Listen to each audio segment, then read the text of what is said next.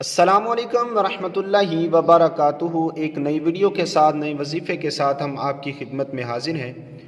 ناظرین کرام، ڈینگی ایک انتہائی خطرناک اور موذی مرض ہے جو کہ آج کل ایک انتہائی خطرناک شکل اختیار کر چکا ہے۔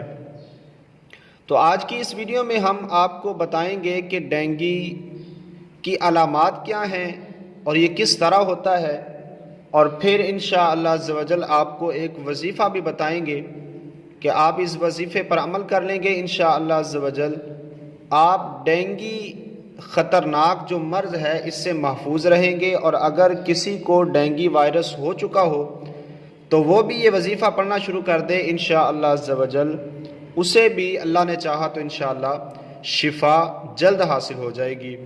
تو ویڈیو میں مزید آگے بڑھنے سے پہلے آپ سے چھوٹی سی ریکویسٹ کریں گے کہ اگر ابھی تک آپ نے ہمارے اس چینل کو سبسکرائب نہیں کیا تو جلدی سے اسے سبسکرائب کر لیں، اور بر وقت ویڈیوز نوٹیفیکیشن کی صورت میں حاصل کرنے کے لیے گھنٹی کے بٹن کو ضرور پریس کریں۔ اور اگر آپ گھر کے لیے، بچوں کے لیے یا کسی بھی حوالے سے کاروبار کے لیے دعا کروانا چاہتے ہیں یا کوئی وظیفہ حاصل کرنا چاہتے ہیں تو کمنٹ کے اندر ہمیں ضرور آگاہ کیجئے گا، اپنا نام ضرور لکھیں تاکہ آپ کا نام لے کر آپ کے لیے دعا کی جا سکے۔ تو چلیے ویڈیو کو شروع کرتے ہیں۔ تو ڈینگی کی علامات جو ہیں ان میں سے سب سے پہلی علامت یہ ہے کہ سر درد کا ہونا۔ سب سے پہلی علامت سر درد، یعنی جس کو یہ بخار ہو جاتا ہے تو اس کے سر کے اندر شدید قسم کا درد ہوتا ہے جو مریض کو بے حال کر دیتا ہے، شدید درد ہوتا ہے سر کے اندر۔ اور دوسری جو علامت ہے وہ تیز بخار کا ہونا، تیز بخار۔ جس کو یہ وائرس ہو جاتا ہے ڈینگی وائرس، تو وائرس جسم میں داخل ہوتے ہی 3 سے 15 دن کے بعد مریض کو تیز بخار ہو جاتا ہے۔ اور اگر کسی کو اس طرح کی علامت محسوس ہو کہ تیز بخار ہو جائے اور 2-3 دن تک جو ہے وہ لگاتار بخار رہے اور نہ اترے، تو فوراً جو ہے وہ ڈاکٹر سے رجوع کیا جائے۔ اور اس کی علامت ایک یہ بھی ہے کہ جسم میں سردی کا ہونا اور کپاہٹ بھی اس سے ہو سکتی ہے۔ جسم میں سردی محسوس ہونا اور کپاہٹ ہونا، شدید قسم کی جو ہے وہ سردی محسوس ہو، تو یہ بھی ایک ڈینگی وائرس کی علامت ہو سکتی ہے۔ اور اس کے بعد اگلی علامت جو ہے وہ جوڑوں میں درد کا ہونا۔ جوڑوں میں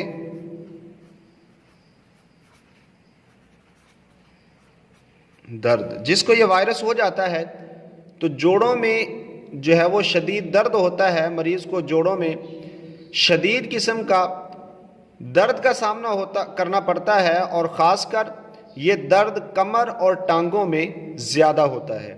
اور اگلی جو علامت ہے وہ جسم پر سرخ نشانات یعنی دھبے پڑ جانا۔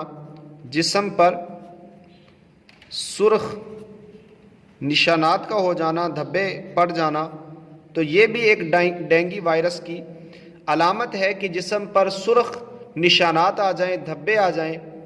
اور اس کے بعد اگلی جو علامت ہے ڈینگی وائرس کی وہ غنودگی کا ہونا۔ غنودگی یعنی جسم میں یہ بھی کیفیت طاری ہوتی ہے کہ جسم کے اندر کمزوری ہو جاتی ہے، اور جس کی وجہ سے نیند بہت زیادہ آتی ہے، غنودگی چھائی رہتی ہے، ہر وقت سستی رہتی ہے، غنودگی چھائی رہتی ہے، تو یہ بھی ایک ڈینگی وائرس کی علامت ہو سکتی ہے۔ اور اگلی علامت یہ ہے کہ متلی اور قے کا ہونا۔ متلی اور قے وغیرہ، تو یہ بھی ڈینگی وائرس کی علامات ہو سکتی ہیں۔ اس کے بعد خون کا زیادہ بہنا، خون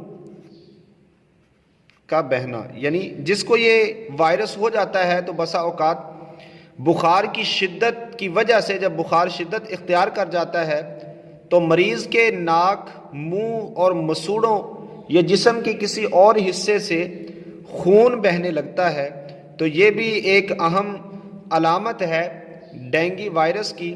اور اس کے بعد آخری جو علامت ہے وہ یہ ہے کہ مریض جو ہوتا ہے جس کو یہ وائرس ہو جاتا ہے تو وہ بلڈ پریشر اس کا جو ہے وہ کم ہو جاتا ہے. بلڈ پریشر کم ہو جانا تو یہ بھی ڈینگی وائرس کی ایک علامت ہے. تو اگر یہ علامات پائی جائیں تو فوراً ڈاکٹر سے رجوع کیا جائے، اور جو ہم آپ کو وظیفہ بتائیں گے وہ وظیفہ بھی آپ پڑھنا شروع کر دیں. انشاءاللہ عز و جل ڈینگی وائرس کا خاتمہ ہو جائے گا.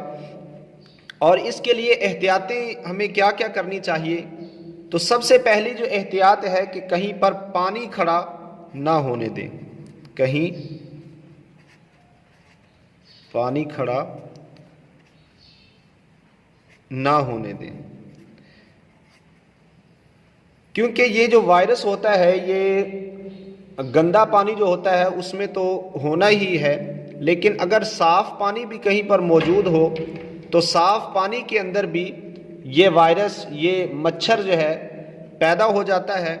اور اگلی جو احتیاط آپ نے کرنی ہے وہ یہ ہے کہ ماہرین کہتے ہیں کہ یہ جو وائرس ہوتا ہے یہ صبح طلوع آفتاب اور غروب آفتاب کے وقت کاٹنے کے لیے نکلتا ہے.